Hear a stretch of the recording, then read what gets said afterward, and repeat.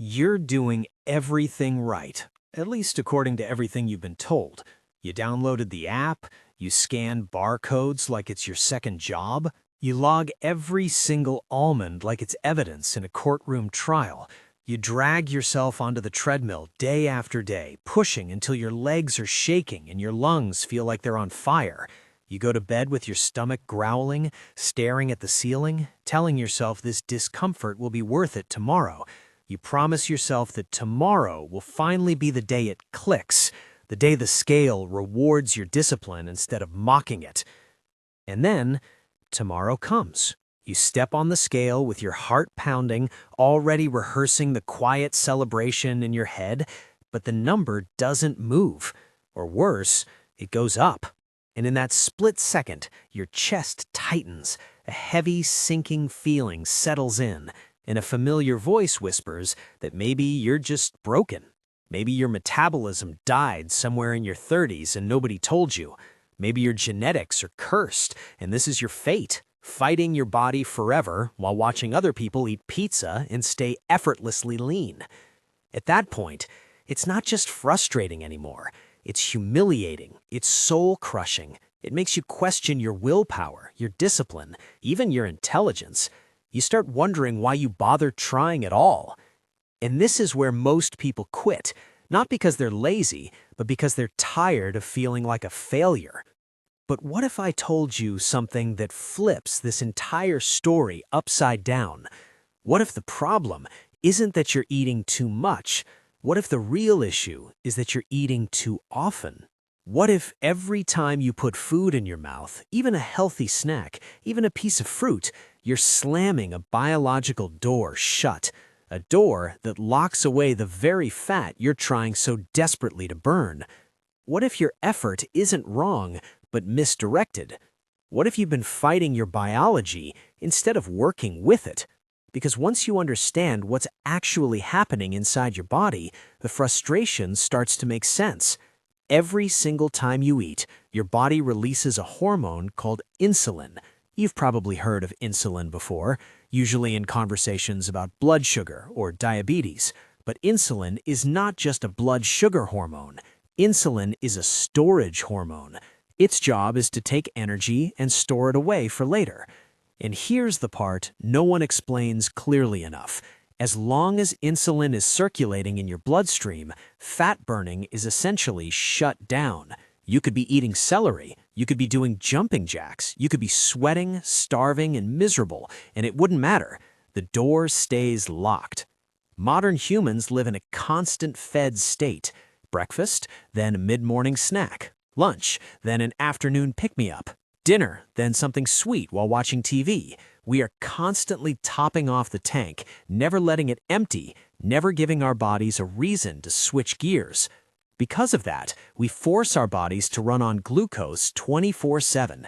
We never access the massive stores of clean energy sitting on our hips, thighs, and waistlines.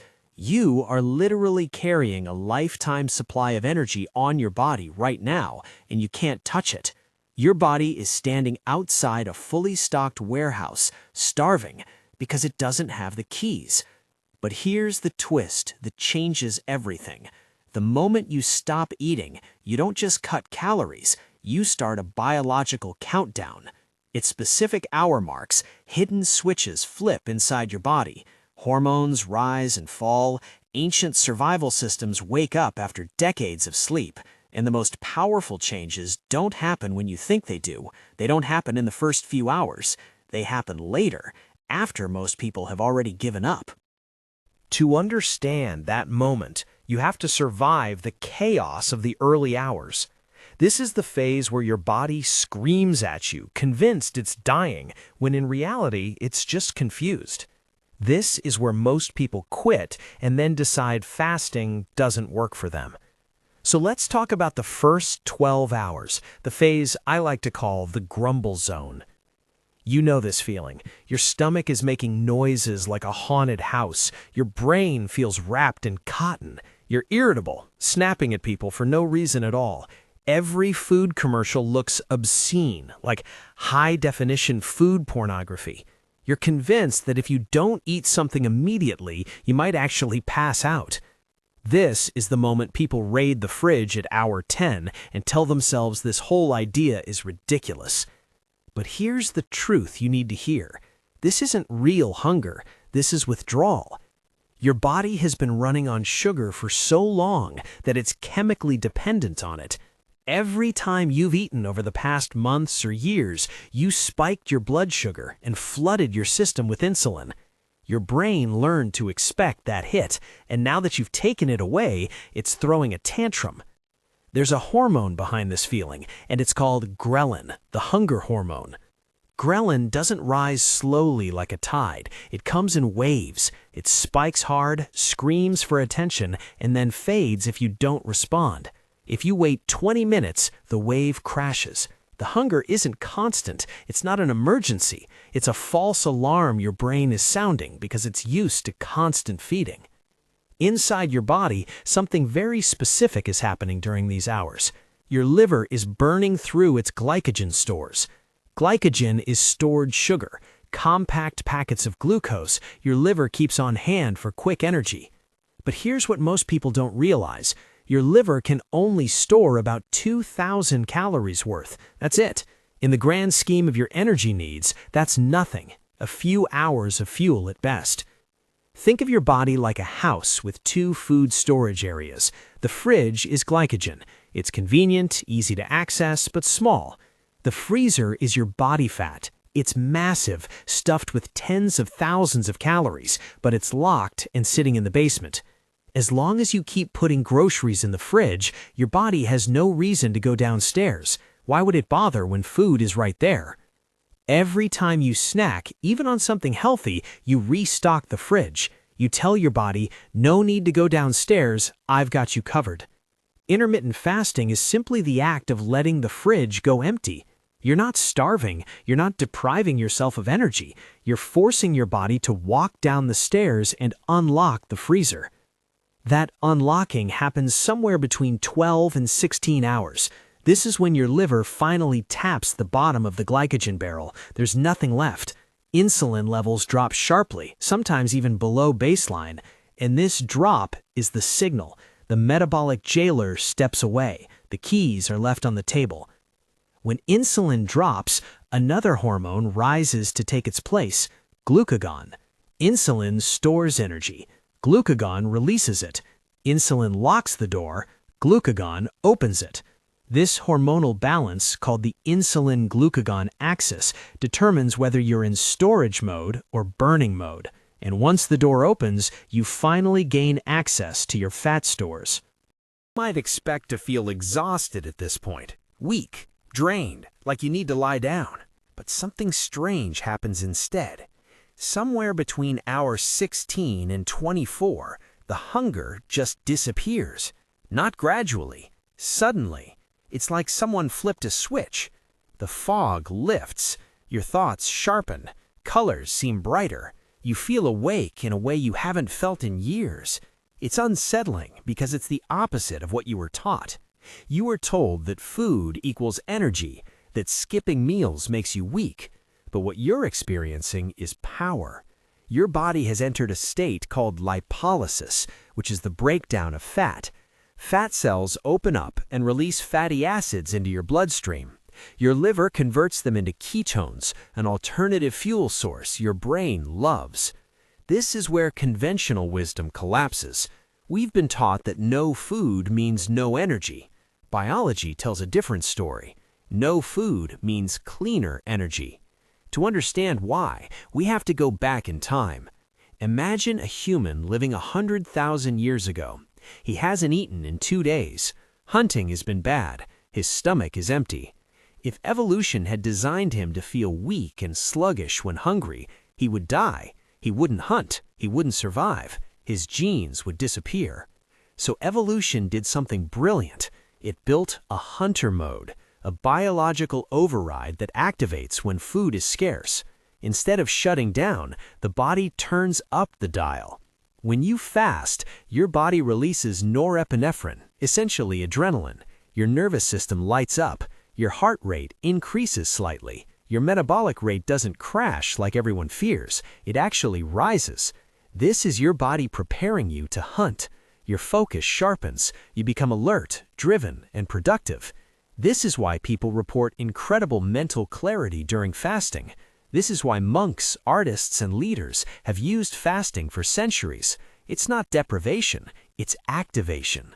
And at the cellular level, something even more profound is happening. Inside your cells are mitochondria, the engines that produce energy. Mitochondria can burn glucose or ketones, but glucose is dirty fuel. It produces oxidative stress, damaging byproducts that age your cells. Ketones burn cleaner, less damage, less inflammation, more efficiency. Your cells recognize this immediately. This is metabolic switching. You're not just losing weight, you're retraining your body to use multiple fuel sources. For most of your life, you've been metabolically inflexible, dependent on constant glucose. Miss a meal and you panic. But now you're remembering an ancient ability, a backup generator that's been sitting dormant, waiting for you to flip the switch. And once it's on, something clicks. You realize you were never truly hungry. You were just untrained. While you're burning fat and feeling sharper, a microscopic cleanup crew wakes up inside your cells. This process is called autophagy, which means self-eating. It sounds terrifying, but it's essential. When you eat constantly, your cells are always building. There's no time for maintenance. When food stops coming in, cells shift into cleaning mode. They hunt down broken proteins, damaged components, cellular junk that accumulates over time. They recycle it for energy or rebuild stronger structures. This process is so important that the discovery of its mechanisms earned a Nobel Prize in 2016. Your body already knows how to do this. You just have to give it space. And no, your body doesn't eat your muscles first. During fasting, human growth hormone skyrockets. This hormone protects muscle and signals your body to burn fat instead. From an evolutionary standpoint, this makes perfect sense. Muscle is survival. Fat is storage. Your body knows the difference.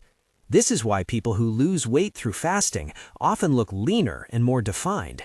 Autophagy also helps recycle excess skin proteins, leading to tighter skin. This isn't just weight loss, it's remodeling. But none of this works if you treat fasting like a short-term challenge. The real goal is metabolic flexibility, the ability to switch fuels effortlessly, to go hours without eating and feel fine, to sit through a meeting without counting minutes until lunch. That's freedom. Freedom from being controlled by food. Freedom from believing your body is broken. Fasting isn't punishment, it's permission. Permission for your body to rest, repair, and remember what it was designed to do. Sometimes the most powerful medicine isn't something you add, it's something you remove. But fasting is only half the story. How you break your fast matters just as much. The wrong foods can undo hours of progress in minutes. That's why understanding refeeding is critical. If this message resonated, stay with me. Subscribe. We're going deeper. We're going to talk about how to break a fast properly and how to eat in a way that works with your biology. Share this with someone who feels broken. They're not. They just never had the keys.